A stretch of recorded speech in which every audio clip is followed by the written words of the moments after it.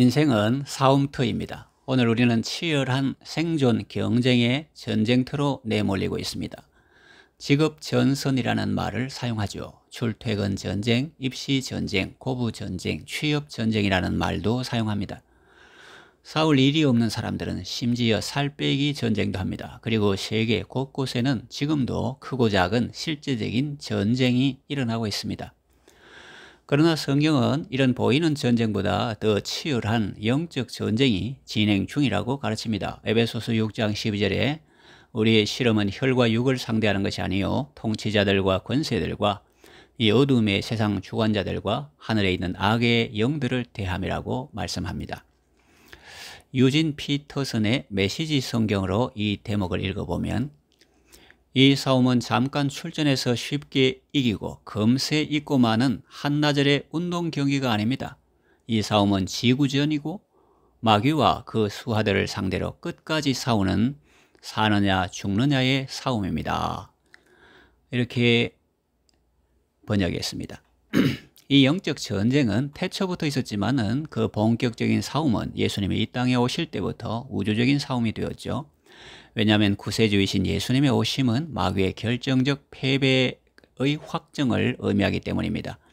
요한계시록 12장 7절을 보면 하늘에 전쟁이 있으니 미카엘과 그의 사자들이 용과 더불어 싸울세 용과 그의 사자들도 싸우나 했습니다. 이 전쟁의 배경은 무엇입니까? 계시록 12장 2절을 보면 이 여자가 아이를 베어 해산하게 되매 아파서 애를 쓰며 부르짖더라 했습니다.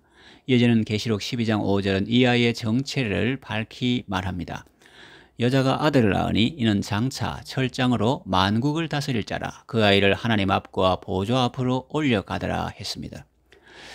2000년 전 우리 위에 이 땅에 악의 몸으로 오시고 우리 위해 죽으시고 부활하시고 승천하신 예수 그리스도만이 이 싸움의 궁극적 승리자가 될 것을 예언하신 말씀이죠. 승리자 예수님을 힘입고 싸우는 영적 전쟁의 승리를 위해서 우리에게 필요한 것은 무엇입니까? 첫째로 거룩한 긴장입니다. 우선 성경은 이 영적 전쟁은 우리 자신의 힘만으로는 절대로 승산이 없는 싸움인 것을 선포합니다. 그래서 거룩한 긴장이 필요하죠. 10절을 보겠습니다. 끝으로 너희가 주 안에서와 그 힘의 능력으로 강건하여지고 했습니다. 다시 말하면 우리 힘이 아닌 주님의 도우시는 힘으로만 비로소 승산이 있는 싸움이라고 가르치죠. 왜냐하면 우리의 상대가 평범한 인간이 아닌 보이지 않는 영적 존재인 마귀와 그의 부리는 영들이기 때문입니다. 12절은 이런 영들의 다양한 존재들을 우리에게 일깨우고 있습니다. 우리의 실험은 혈과 육을 상대하는 것이 아니요 통치자들과 권세들과 이 어둠의 세상 주관자들과 하늘에 있는 악의 영들을 상대함이라 했습니다. 유진 피터슨은 이들을 한마디로 마귀의 수하들이라고 말합니다. 이들이 팀을 이루어 일사불란하게 성도들을 공격하는 것입니다. 이어지는 11절에 마귀의 간계를 능히 대적하기 위하여 라고 했습니다. 여기 사용된 간계, 간사한 괴계라는 단어는 히브리어의 메소테이아라는 말인데 영어의 메소드가 이 단어에서 파생된 말입니다. 마귀는 수단과 방법을 가리지 않고 성도들을 파괴하려고 시도한다는 겁니다. 때로는 스스로를 빛의 천사로 가장하며 때로는 함정에 덫을 놓아 성도들을 실족을 유도하는 것입니다. 이 함정을 경험해 본 사도 바도로는 이렇게 말합니다. 근신하라 깨어라 너희 대적 마귀가 우는 사자같이 두루다니며 삼킬 자를 찾는다. 그러므로 우리는 마귀를 결코 과소평가해서는 안 됩니다. 적어도 마귀는 나보다는 더 힘이 있고 나보다는 더 지혜로운 존재입니다. 그러므로 긴장하고 이 마귀와의 싸움을 대처해야 합니다. 마귀보다 더 능하고 더 지혜로우신 분, 곧 전능하고 전지하신 주님 앞에 주님 안에 있지 않고는 이 싸움을 이길 수 없다는 거룩한 각성, 곧 거룩한 긴장이 필요하다는 것입니다. 둘째는 거룩한 무장입니다. 거룩한 긴장이 우리를 영적 전쟁의 승자가 되게 하려면 이 시점에서 필요한 것이 실제적인 영적인 무장이죠. 13절을 보겠습니다. 그러므로 하나님의 전신갑주를 취하라. 이는 악한 날에 너희가 능히 대적하고 모든 일을 행한 후에 서기 위함이라고 했습니다. 14절에서 17절까지는 구체적인 무장의 모습을 묘사합니다. 이 무장은 몸의 한 부분이 아닌 온 몸, 온 존재를 지킬 수 있는 무장이야 합니다. 그래서 그것을 전신갑주, the full armor, whole armor라고 부른 것입니다. 6가지 부분의 무장을 강조합니다. 머리로부터 묘사해 볼까요? 머리에는 구원의 투가 필요합니다. 구원부터 받아야 한다는 겁니다. 가슴에는 의의 흉배가 필요합니다. 호심경이라고 하는데 의롭다 함의 확신과 삶의 모든 영역에서 하나님의 의를 구하는 삶이죠.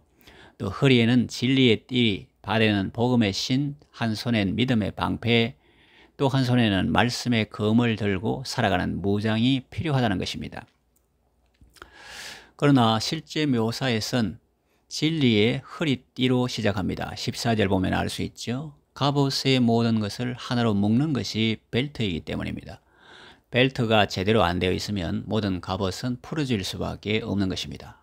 모든 영적 전쟁, 무장은 진실한 삶의 태도 없이는 무용지물이 되기 때문입니다. 그리고 이 무장에는 등을 커버하는 대책이 없습니다. 그러니까 절대로 등을 돌리지 말아야 하겠죠. 쟁기를 잡고 뒤를 돌아보지 않는 삶이 필요합니다. 셋째는 거룩한 기도입니다. 우리가 철저하게 좋은 갑옷으로 무장하고 또 값비싼 검을 들고 있다고 해서 저절로 전쟁터에서 승리가 보장될까요? 아닙니다. 이제 갑옷을 잘 여미고 무기를 제대로 사용하기 위해서는 몸과 손을 움직이는 내적인 힘이 필요합니다. 그것이 바로 기도입니다. 우리가 승리할 수 있는 모든 인간적인 조건이 갖추어져도 기도 없이는 영적 승리는 불가능합니다. 본문 18절 말씀을 읽어보겠습니다. 모든 기도와 간구를 하되 항상 성령 안에서 기도하고 이를 위하여 깨어 구하기를 항상 힘쓰며 여러 성도를 위하여 구하라고 했습니다. 이 구절 말씀을 영어 성경 NIV로 읽어보면 모든 기도가 all kinds of prayer, 또 항상은 all occasions, 또 여러 성도가 all the saints로 되어 있습니다.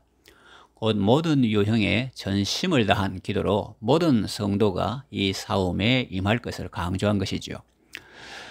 오늘 본문에서 사도 바울도 친히 자신을 위한 중보기도를 부탁합니다. 중보기도가 필요하지 않을 만큼 강한 그리스도인은 없습니다. 19절을 읽어보십시오. 또 나를 위하여 구할 것은 내게 말씀을 주사 나로 입을 열어 복음의 비밀을 담대히 알리게 하옵소서 할 것이니 라고 말하죠. 모세는 하나님의 인도로 자신의 후계자 여호수아를 세웠습니다. 그러나 여호수아가 자신의 재능만으로 이스라엘 민족을 보호하고 그들을 공격하는 적들의 손에서 구원할 것이라고 생각지 않았습니다. 그래서 모세는 어떻게 했습니까? 여호수아가 이끄는 이스라엘 백성이 아말렉 부족의 공격을 받고 전투가 시작되자 모세는 아론과 훌을 데리고 산 꼭대기로 올라갑니다. 그리고 손을 들고 하늘의 여호와께 도움을 구합니다. 흥미로운 사실은 모세의 팔이 내려가면 이스라엘이 지고 모세의 손이 올라가면 이스라엘이 승리합니다. 그래서 아론과 훌은 모세의 팔을 함께 지켜들고 기도하지요. 우리는 이런 기도를 중보의 기도라고 합니다. 지금 우리 교회와 우리 민족에게 무엇보다 필요한 것이 바로 이 중보 기도입니다. 예수님은 하나님의 아들이시지만 공생애를 시작하시며 먼저 광야로 가셔서 40일을 기도로 보내셨습니다. 기도의 승리 없이 구속사역의 승리는 불가능한 것을 아셨기 때문이죠. 그러니 여러분 방심하지 마십시오. 거룩한 긴장을 하십시오. 기도로 거룩한 무장을 하고 진정한 영적 승리를 체험하시기를 바랍니다. 중보기도에 관심 있는 분들은 리즈 하웰즈라는 이름을 기억하실 것입니다. 그는 한때 영국 웨일즈 성경 대학 학장을 지냈습니다. 당시 영국은 독일의 침공을 받고 있었던 때였습니다. 당시에 독일 공군기가 영국의 무차별 공격을 퍼붓는 상황에서 영국은 방어 수단이 거의 없었습니다. 그런데 1940년 9월 15일 나치 독일의 공군기들이 영국의 총공격을 퍼붓고 있었고 그 공격이 10분간만 더 계속되면 영국은 손을 들 수밖에 없었던 상황입니다. 그때 독일 공군기들이 갑자기 전면적인 후퇴를 시작했습니다. 당시 영국 공군 총사령관은 이날 독일군의 갑작스런 퇴각은 이해할 수 없는 사건이었고 하나님의 개입이라고 설명할 수밖에 없는 역사의 반전이었다고 기록을 남겼습니다. 그런데 바로 그 전날 웨일즈 대학 채플에서 리즈 하월즈는 대학 내 대학교의 모든 신앙 공동체 식구들을 모아놓고 기도를 인도하며 이렇게 말했습니다. 여러분, 독일 공군의 공습으로 마음이 흔들리고 계십니까?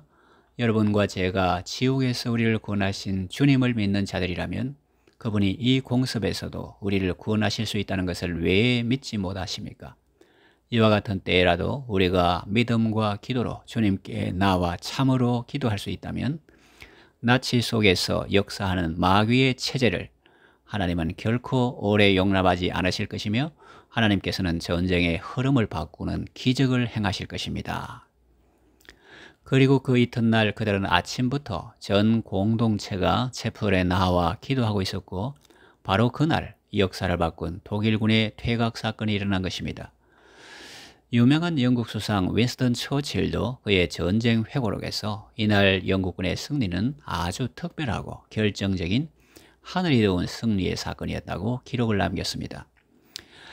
이것은 결코 평범한 승리가 아닌 기도의 승리였던 것입니다. 그리고 이 전쟁은 단순한 전쟁이 아니고 영적 전쟁이었던 것입니다. 그리고 이 거룩한 전쟁에서 승리, 그것은 바로 거룩한 기도의 승리였던 것입니다.